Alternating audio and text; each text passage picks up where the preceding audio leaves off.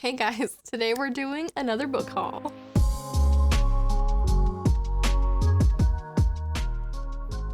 If you're sitting there like Lexi, you just did a book haul at the beginning of the month, mind your business.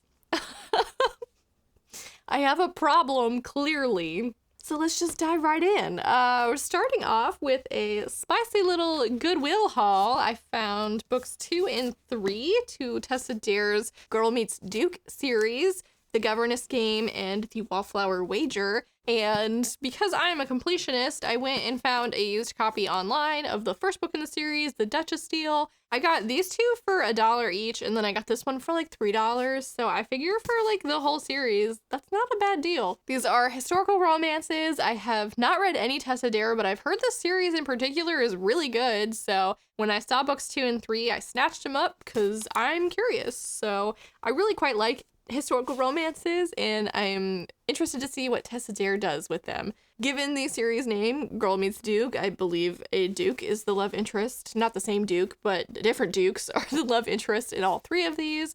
And I don't really know much beyond that. This one kind of reminds me of Cupid and Psyche, actually. I don't know why, but this one has to do with like a war veteran who is got some PTSD or something, and he needs an heir, but he's not really interested in a relationship, but I'm assuming our main character is going to change his mind about that. This one has to do with a governess falling in love with a duke, and then I don't know if this last one is an actual duke or if his last name is just Duke.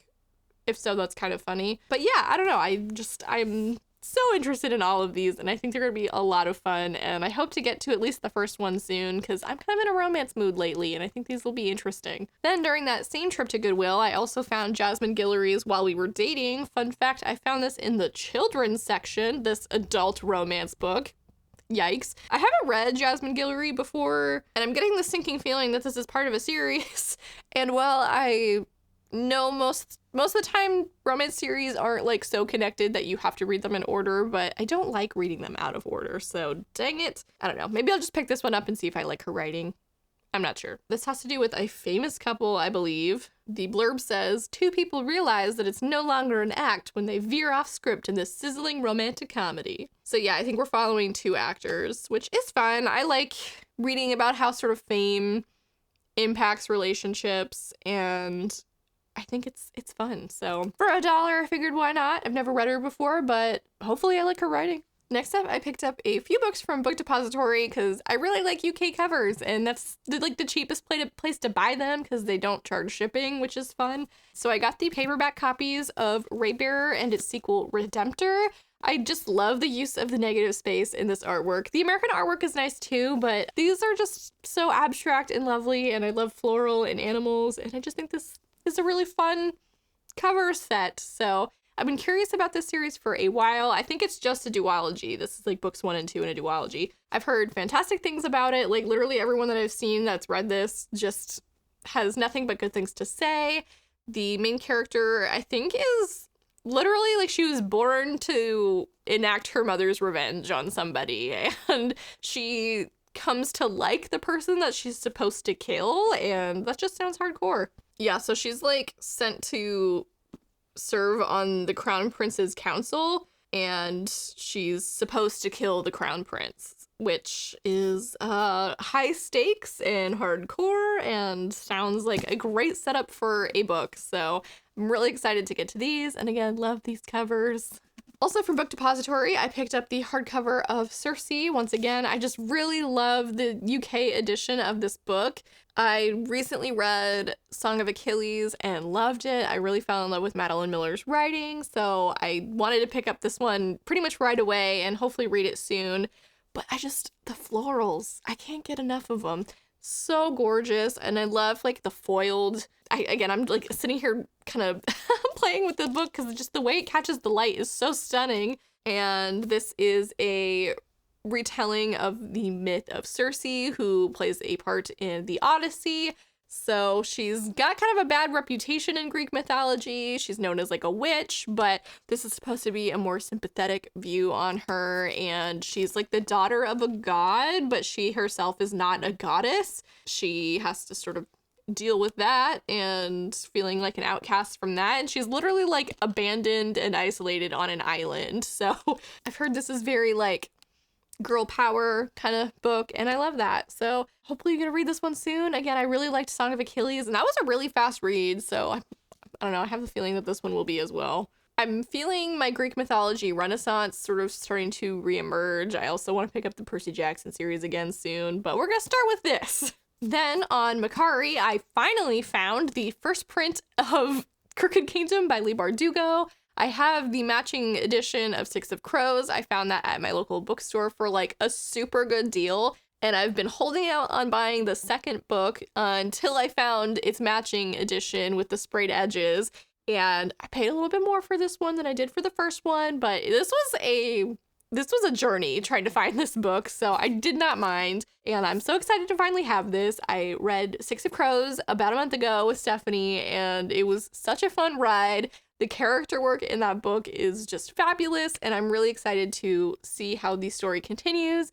This is the final book in the duology, and I just love these characters. I wrote in my review for Six of Crows that I would literally read about these characters watching paint dry. They're just so fun, and they have such a great dynamic. I don't really know exactly where the second book is going. There's one or two things that are pretty obvious from the first book, like that we're gonna continue to explore, but I am very intrigued to see what the finale of this story is gonna be like. So yeah, so excited to have this version. Next up, we have a Fairy Loot edition of The Girl Who Fell Beneath the Sea by Axie O. This is a standalone retelling of, I believe, a Korean sort of folklore story, and I'm really excited to get to this. And this edition is stunning. It's got like a dragon on the edge, and the colors are all different, and there's artwork on the end papers. You know the deal with Fairy Loot. Their books are stunning. This story follows a young woman who willingly gives herself up as a sacrifice to this sea god in order to hopefully placate him and save her island from these really horrible storms. The initial sacrifice was going to be the main character's brother's girlfriend, and in trying to save that woman and her brother, she decided to step forward as the sacrifice herself. This is described a lot as sort of a mix between Uprooted and Spirited Away, and I think that's a really interesting combination. We fall into this sort of spirit realm with our main character, I believe, which is where the Spirited Away comparison comes from, and I love that movie and I love that idea, so I think this is going to be a really fun read, and I think it'll be a fun standalone to read during the summer. This cover gives me summer vibes. The whole underwater thing is interesting, and yeah, this seems really lovely, and I'm so excited to have this Fairy Loot edition. Next up, we have book 1 of the 5 Penalties series by Marina Lawstetter, which is the Helm of Midnight. I've heard this described as like a fantasy horror book. Beyond that, I don't know a whole lot about it. I'm planning to read this hopefully closer to October or the fall because it gives me spooky vibes. And I think this has to do with like a cursed helm. Okay, yeah, the blurb says a legendary serial killer stalks the streets of a city shrouded in darkness and secrets. And in a daring and deadly heist, thieves have made away with an artifact of terrible power, the death mask of Louis Charbon, who was the serial murderer who terrorized a city. So he's like loose again, and I think that's such an interesting concept for a novel, and I'm curious to see what the fantasy elements in this are beyond just like the death mask. I think it sounds so cool, and I love a good serial killer spooky story, so looking forward to reading this one in the fall for sure. Next up, I finally grabbed a book that's been on my radar for a while, and that is Winter's Orbit by Everina Maxwell. This is a queer sci-fi story that has to do with like arranged marriage and sort of loss, I believe, is also explored in the story as well, which I think is a really interesting concept. And I've heard this described as a very like soft sci-fi story, which is perfect for me because I am still sort of dipping my toes into the sci-fi genre as a whole, and it's one of those things where like fantasy, if I don't know what's going on at first, I like trust the author to get me there to this place of understanding. Sci-fi, if I don't know what's going on, I feel like an idiot. So I'm hoping that this one is a little more gentle for a sort of novice sci-fi reader. but I'm really excited to get into this one. I love a good space romance. I want this to give me like House in the Cerulean Sea vibes, but in space. Yeah, I don't know. I'm excited. And again, it's been on my radar for a while. I really love the cover too, which is not a reason to buy a book, but I do it all the time. So, oh well. Next up, we have the Owl Crate edition of Gallant by V.E. Schwab. I've actually already read this book. I read the Waterstones edition, but this edition is gorgeous as well. And I think it fits the mood of the book very well. The like grayscale really actually encapsulates sort of the vibe of the other world that our main character visits, which is an interesting concept. I didn't really see it as that at first, but that's actually pretty cool. This is, again, the Owl Crate exclusive edition. It's got the black sprayed edges. It has, I don't believe it's custom end papers because I think this was misprinted, but they sent what was supposed to be the custom end papers as art prints instead, which I thought was really cool of them, actually. And it also came with a signed book plate by V.E. Schwab. And yeah, I just think this is a really stunning edition. I try not to buy multiple editions of too many books because otherwise my collection would be totally out of control. But V.E. Schwab is an exception for me because I love her work so much. And I was really excited about the Owl Crate edition. I'm no longer subscribed to Owl Crate like on a monthly basis, but I think they put out some really cool looking one-offs that they offer. And I was so excited that this is one of them. It also came with this bookmark, which I was really excited about, and then I totally forgot about. It says, "I can shape death, but you can give it life." And I love the artwork on here. Oh my gosh. I haven't read anything by this author before, but the concept for this next one sounded really cute, and it is The Royals Next Door by Karina Hale. I think this has to do with like a guard trope. The main character, Piper, is an elementary school teacher by day and an avid romance reader and anonymous podcaster by night. She has a quiet, reclusive life taking care of her mother, who lives with mental illness, avoiding her regrettable ex, who bartends in town, and trying to make inroads in the tight-knit island community that still sees her 5 years in as an outsider. British royals end up moving into the property next to theirs, and she's kind of nosy, but she ends up striking up this relationship with a brooding bodyguard who decides that she's a security threat. I just think this sounds so fun and cute. I'm not super into like the British royals or anything, and again, I think this is like fictional ones. It's not based off of the real ones. But I think it's a fun concept, and I think it'll be a good summer read, especially where it takes place on a island community. I think that'll be fun. So very much looking forward to reading this one this summer. And then we also have Donut to Fall in Love by Jackie Lau.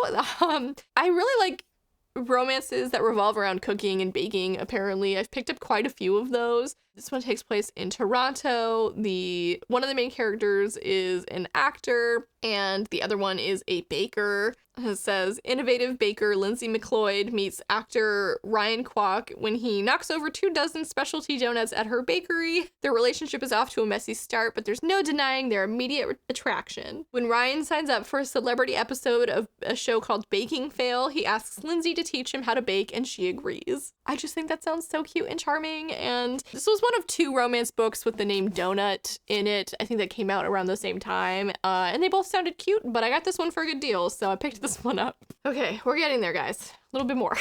Next up, I picked up Mordu by Alex Phoebe. This one sounds really bizarre, but like in a fantastic way, like in a way that I've never seen anything like this, at least from its description. The blurb says, God is dead, his corpse hidden in the catacombs beneath Mordu. And I believe he's a source of power in this city. Yeah, so the Master of Mordu derives his magical power from feeding on the corpse of God. But our main character, Nathan, despite his fear in Lily Station, has his own strength, and it is greater than the Master has ever known. Great enough to destroy everything the Master has built if only Nathan can discover how to use it. I don't know, the idea of like trapping a god and siphoning its power is so hardcore to me, and I cannot wait to read this book. I think it just sounds so unique and interesting. I was floored when I found this next book at my local bookstore pre-owned, which is about 50% off of their normal list price. And as it is, they like list new release adult hardcovers for like $18, which if you shop at like Barnes & Noble, like it can be anywhere from like $21 to $29 for a new book. So like it's already a deal to shop at that bookstore.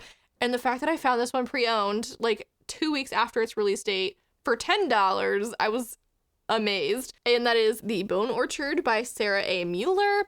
I've heard this book described as like an experience, and I am just so intrigued. The back says, Charm is a traitor, a witch, a whore, a prisoner, a survivor, and now she must also solve the Emperor's murder. So she's like the Emperor's mistress, and the Emperor is poisoned and murdered, and his ghost appears to her and asks her to figure out who murdered him. That's just so bizarre. I don't know if ghosts are like the norm in this world or what. And if she completes this final task, she will be freed from a life of bondage and servitude. So sounds like a pretty good deal for her if she can figure it out. And again, brand new book for $10. I was amazed. So this was a score. Next up, we have the first ever Fairy Loot adult fantasy book, and that is The Atlas 6 by Olivia Blake. This is almost needs no introduction because it is just taken the internet by storm. It was all over TikTok when it was a self-published edition, and then it got picked up, I believe, by Tor? Or was it Orbit? I don't know, actually. But yeah, a Tor, okay. No surprise when Fairy Loot picked it up. I think Illumicrate also did an edition, and Waterstones did a special edition as well. This book is just everywhere. It's described as dark academia, and there's like a competition element where there are 6 people vying for a position at the the Alexandrian Society, but only 5 will get in. So don't know what happens to the 6th, but I guess I'll find out. This is the first book in a series. The second book, The Atlas Paradox, has already been announced to come out later this year, so that's pretty cool. And again, this is the Fairy Loot edition. We've got some really cool sprayed edges and custom end papers with beautiful artwork on the inside featuring some of our characters. And I'm really excited to see what all the hype is about. I think this will be a good read for fall, especially where it's described so heavily as dark academia, and I can't wait to pick it up. This next book was kind of an impulse buy, but I did buy it secondhand for like $8, so it was still a pretty good deal. If you follow Leigh Bardugo, you will know that the cover for Hellbent, the sequel to Ninth House, was released, and it is creepy as hell. I saw this TikTok that was reacting to it, and like the sound that they used was like, ew, that's disgusting, give it to me now. And like that was the exact reaction that I had to it.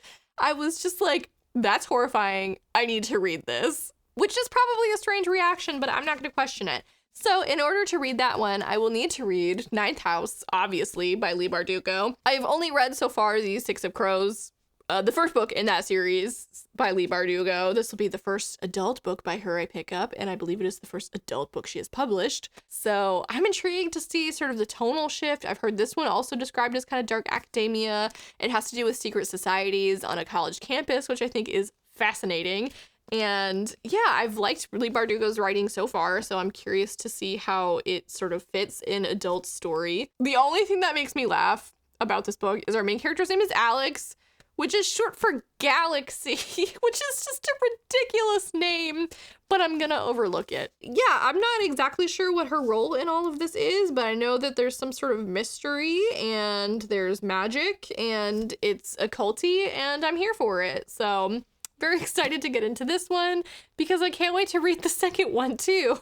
I also picked up Hunger of the Gods by John Gwynne. No, I have not yet read Shadow of the Gods, but look at this cover, man. I'm just, you know, when you see a book and you're like, I'm gonna love that. This has been this whole series for me so far, and John Gwynne in general, I'm just very intrigued by, and I'm hoping, fingers crossed, that I'll love this series.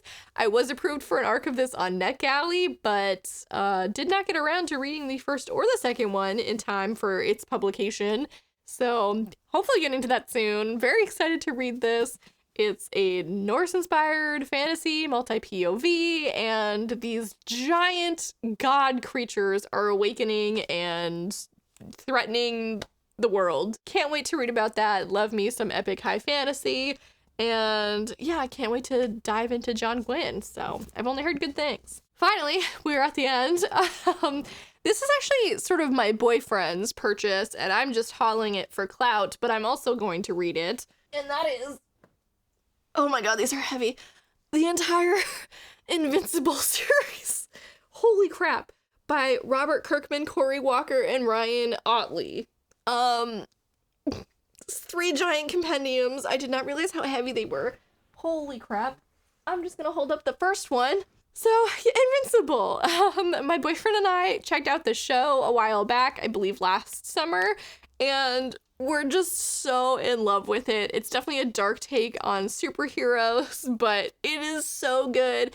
Definitely not for children, though. There is a ton of really graphic gore, at least in the television show, and I imagine in the comics as well. So, content warning for the youngins out there. But yeah, if you don't know, I'm just going to read the back because the story is obviously a lot. The back says, Mark Grayson is just like most everyone else his age. He's a senior at a normal American high school. He has a crappy part-time job after school and on the weekends. He likes girls quite a bit, but doesn't quite understand them. He enjoys hanging out with his friends and sleeping late on Saturdays, at least until the good cartoons come on. The only difference between Mark and everyone else his age is that his father is the most powerful superhero on the planet. And as of late, he seems to be inheriting his father's powers. But that's only the beginning of Mark's problems. We follow this young guy named Mark as he's dealing with learning how to control his powers and sort of what that means for him as a person and how he's going to utilize these powers, dealing with his father's expectations versus sort of the world's expectations of him. And it is such a good story. It's really easy, I think, to feel superhero burnout in 2022. There's just so much superhero content out there, but this is a gem. So I'm really looking forward to reading the whole series at some point. It's obviously going to take some time. I learned recently that like the first season of the show, this is Compendium 1. I don't know exactly how many volumes it is, but apparently the first sort of chunk of the show only covers like that much of Compendium 1, which is ridiculous. There's obviously a lot to delve into here, and I'm really excited to see how the story sort of expands beyond what I know from the show. And thank you, Zach, for buying those. So I'm really excited. All right, everybody, and that is this entire book haul. I'm gonna try to pump the brakes a little bit, but you know how that's worked out in the past. Let me know down below what you're excited out of all of this for me to read. Hype them up for me if you can, and yeah, like this video, subscribe to my channel if you haven't already, and have a lovely day. Bye.